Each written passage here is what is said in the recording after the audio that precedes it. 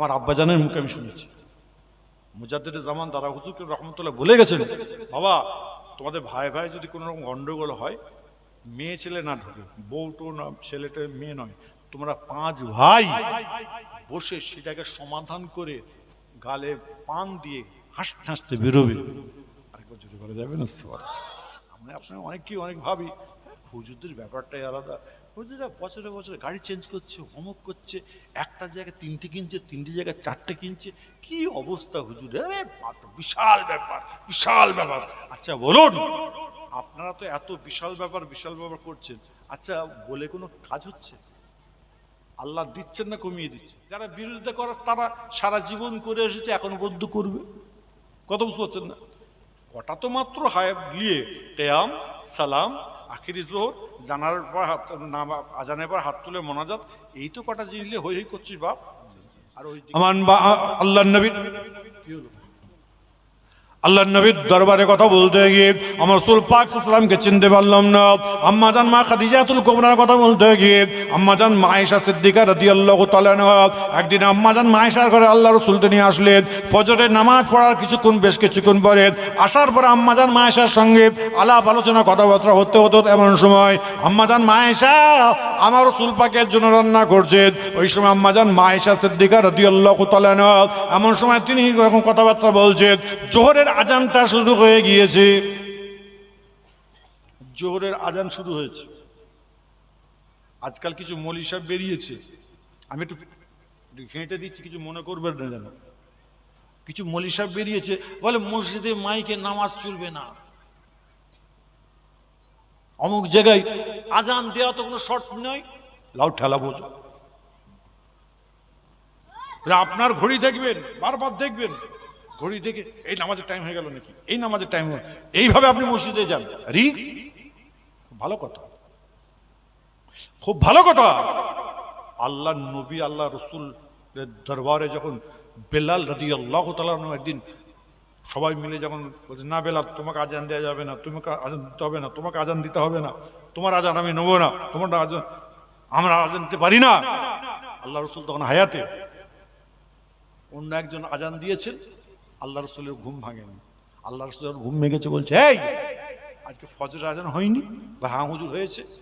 বেলাল আজান দিয়েছে? বলে জি না হুজুর, বেলাল দেয়নি। শোনো, ওই বেলালের আজান দেওয়ার সঙ্গে সঙ্গে আমার ঘুমটা ভেঙে যায়। আরেকবার জোরে বলেন নিশ্চয়, আরেকটু আনন্দের সঙ্গে জোরে বলা যাবে। কিন্তু বেলাল তিনি ছিলেন আপনার কি বলে তোতলা, আশহাদু আন্না মুহাম্মাদান রাসূলুল্লাহ।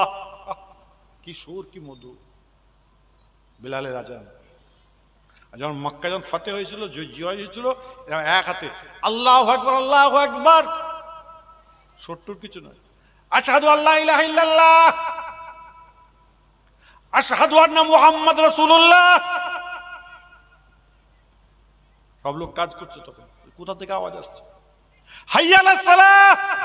যখনই বলে সবাই কাজ কাম ছেড়ে দিয়েছে, বলছে হাইয়া আলাল ফালাহ, সঙ্গে সঙ্গে হাত মুখ ধুয়ে সব মসজিদের দিকে যে হাজির হয়ে গেলেন। আরেকবার জোরে বলেন না সুবহান, আরেকটু আনন্দের সঙ্গে জোরে বলা যায়। কি ভালোবাসা বলে এগুলো। আল্লাহ নবীর দরবারে কথা বলতে গিয়ে আম্মাজান মা ফাতেমা জোহরা কথা বলছিল।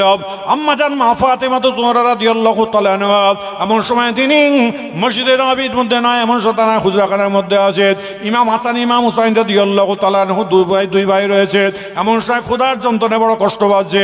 বলে আম্মাজান খেতে দেন, আম্মাজান খেতে দেন। বলে বেটা তুমি চিন্তা করো না, তোমার আব্বাজান মার্কেটে আছে, মার্কেট থেকে আসলে চিন্তা করো না, তোমার আব্বাজান খাবার নিয়ে আসবে।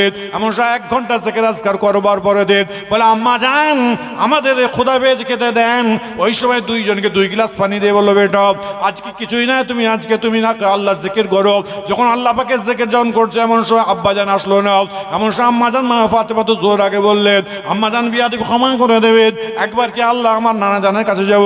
নানা জানের কাছে ঘরে যাওয়ার সঙ্গে সঙ্গে নানা জানের মুখখানা দেখার সঙ্গে সঙ্গে আমাদের ক্ষুধার যন্ত্রণাটা দূর হয়ে যাবে। সঙ্গে সঙ্গে আমার নবী, আপনার নবী, দয়ার নবী, ওই সময় আম্মা জান মা ফাতেমা বললেন, তুমি রসুল পাকের দরবারে যাবে, আমার আমার বাপের কাছে যাবে, ভালো কথা। তোমার মা নানা জানের দরবারে যাবে, ভালো কথা। কিন্তু তুমি যখন এইখান থেকে হেঁটে হেঁটে যাবে, আহলে বাইতের লোকজন যখন তোমাকে প্রশ্ন করবে, এই ইমাম হাসান হোসাইন তোমরা কি খাওয়া দাওয়া করেছো, তোমরা কি না বলবে কি হ্যাঁ, ওদের শিখিয়ে দেন। যখনই তোমাদের জিজ্ঞাসা, কোনো ব্যক্তি জিজ্ঞাসা করবে খাওয়া দাওয়া হয়েছে, সঙ্গে সঙ্গে বলবেন আলহামদুলিল্লাহ। পেটে নেই কিছু। আল্লাহ রসুলের কলিজার টুকরা আম্মাজান মা ফাতেমা জোহরা, তিনি বলছেন যে যখন কেউ জিজ্ঞাসা করবে খাওয়া দাওয়া হয়েছে, বলবে আলহামদুলিল্লাহ। আমার আব্বাজানের মুখে আমি মুজাদ্দিদে জামান দাদা হুজুর রহমতুল্লাহ বলে গেছেন, বাবা তোমাদের ভাই ভাই যদি কোনো রকম গন্ডগোল হয়, মেয়ে ছেলে না, মেয়ে নয়, তোমরা 5 ভাই বসে সেটাকে সমাধান করে গালে পান দিয়ে হাসতে হাসতে বেরোবে। আরেকবার জোরে বলা যাবে না? কত সুন্দর সমাধান আমার আব্বাজানের মুখে শোনা। বলতে এই শোনো, তোমার দাদা হুজুর কিংবা আমার দাদুজি বলেছে, কোন সময় আমরা পেড়োর ফকির, কোন সময় মসনদের বাদশাহ। আর শোনো, রেখে দাও, তোমরা হলে বাবুচ্চির পোতা।